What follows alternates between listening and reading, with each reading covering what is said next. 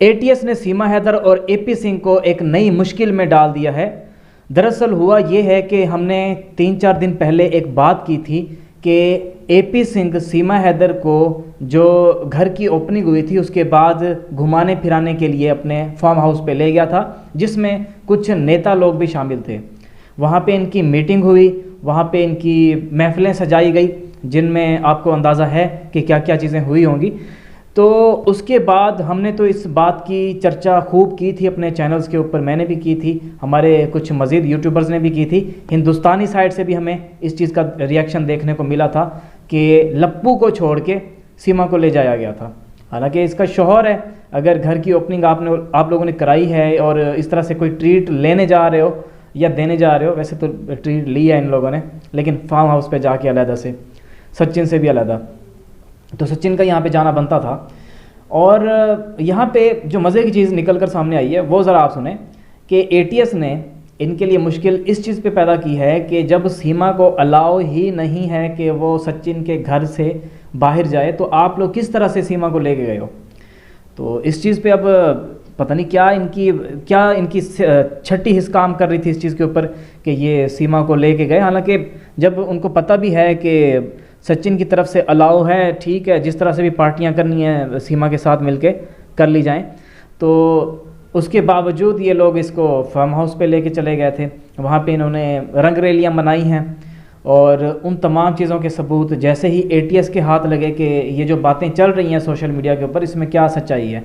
मुझे हैरत इस चीज़ पे हुई कि एटीएस को कैसे पता नहीं था कि सीमा को फार्म हाउस पे लेके जाया गया है और वहाँ पे इसके साथ रंग रैलियाँ मनाई गई हैं।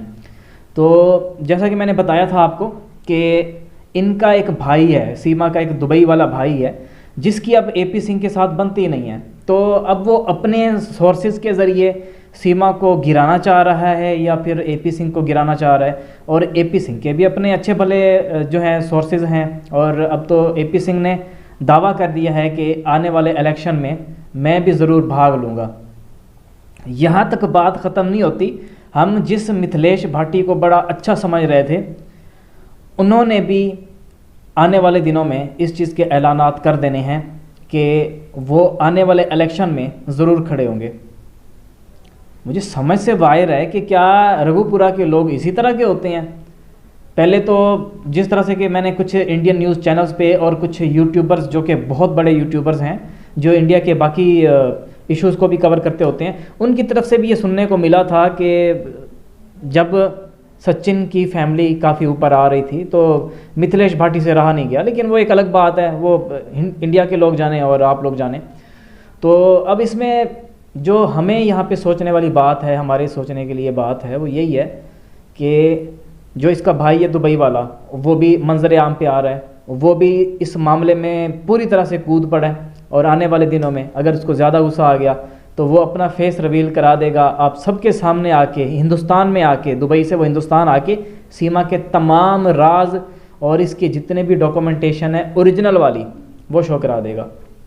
यहाँ पे आपने एक बात पे बड़ा गौर करना है अभी, जो मैं भी करने लगा हूँ, कि सीमा आंटी और वो जो दुबई वाला सीमा का भाई या इसका जो दोस्त है, उसने सीमा के डॉक्यूमेंट्स देखने के बाद यही कहा था कि तुम हिंदुस्तान नहीं जा सकती, मैं तुम्हारे फेक डॉक्यूमेंट्स बनवा देता हूँ।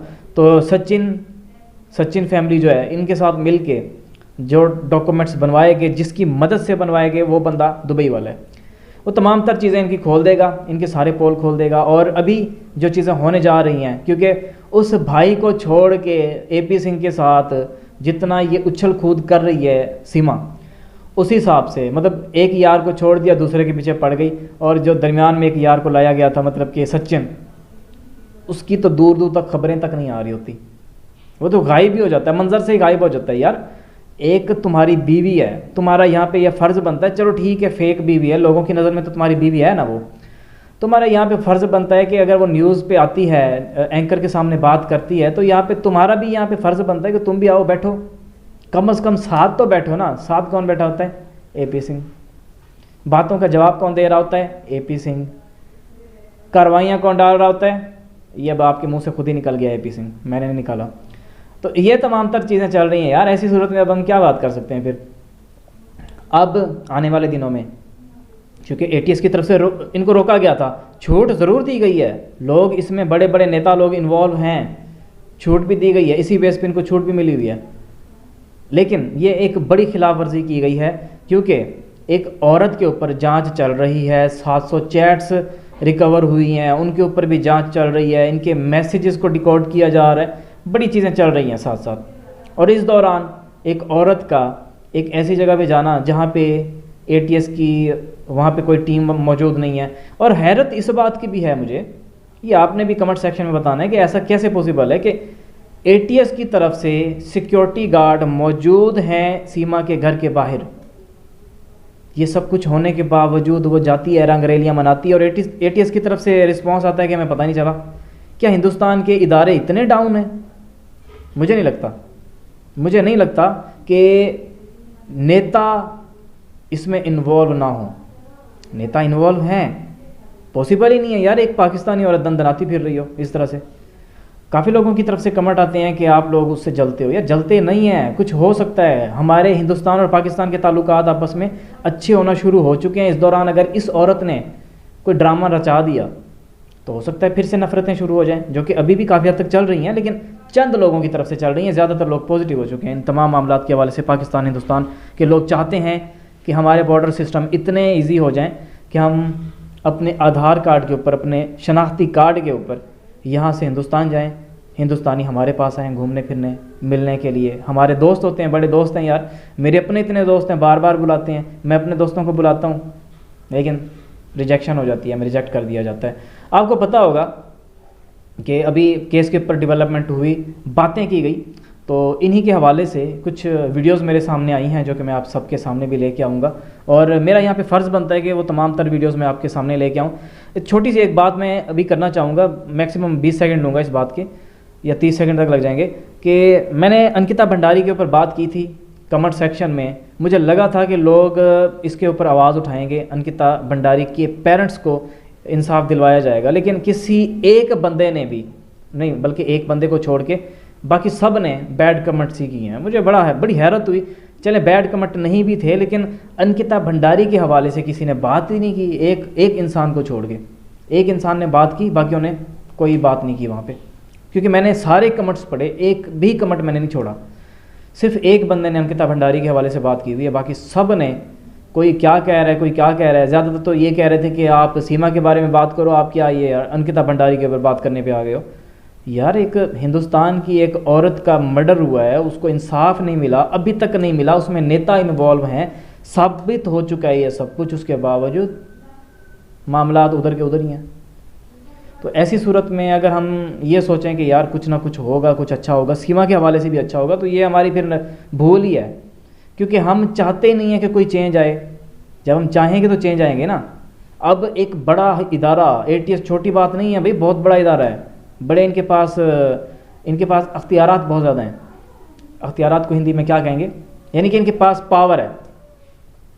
पावर होने के बावजूद एक इदारा, नेता, जो राजनेता या नेता आप कहेंगे, उनके कंट्रोल में है। हैरत की बात है, वैसे बड़ी हैरत की बात है। हमारे पाकिस्तान में ये होता है कि जो हमारे इस तरह के इदारे हैं वो कुछ नहीं कर सकते, ये कुछ नहीं करते जो नेता लोग होते हैं उनके ख़िलाफ़। मतलब हमारे पाकिस्तान का जो नेता है वो इदारों के ख़िलाफ़ बात नहीं कर सकता, लेकिन हिंदुस्तान में मुझे बड़ा अजीब ये सिचुएशन देखने को मिली है कि नेता लोग इदारों के ऊपर राज कर रहे हैं। ये बड़ी गलत चीज़ है, ऐसा नहीं होना चाहिए। इदारों को हमेशा उनको खुली आज़ादी होनी चाहिए, जो चीज़ जैसे है वो वैसे लेके आएँ, उनके ऊपर प्रेशर ना हो। नौकरी का प्रेशर पड़ जाता है उनके ऊपर कि नौकरी चली जाएगी, हमारी जॉब ख़त्म हो जाएगी, हमें पता नहीं क्या क्या देखने को मिल सकता है इन फ्यूचर फिर। तो अभी सीमा के मामले में जो पेशरफ्त हो रही है, एटीएस ने इस मामले को संभाल लिया है, पहले का संभाला हुआ है, ये नहीं है कि अब संभाल लिया, लेकिन अब थोड़ा सा इनको डंडा दिया गया है कि भाई क्या तुम लोग सोशल मीडिया पे तमाम चीज़ें चल रही हैं, तुम लोग क्या ये उतावले हो कि तुम लोग एक दो दिन नहीं रह सकते एक दूसरे के बगैर। सचिन का रूम है तो सही, उधर रंग रैलियाँ मना लिया करो। हमारे यहाँ पाकिस्तान में ये होता है कि जो हमारे राजनेता होते हैं या फिर कोई ओल्ड नेता आप कह लें, वो इदारों को कंट्रोल नहीं कर सकते, इनके पास इतनी पावर नहीं होती कि ये इदारों को कंट्रोल करें। लेकिन हिंदुस्तान में इस तरह से है कि इदारों को भी कंट्रोल किया जा रहा है कुछ राजनेताओं की तरफ से। ये चीज़ें खुल के सामने आई हैं।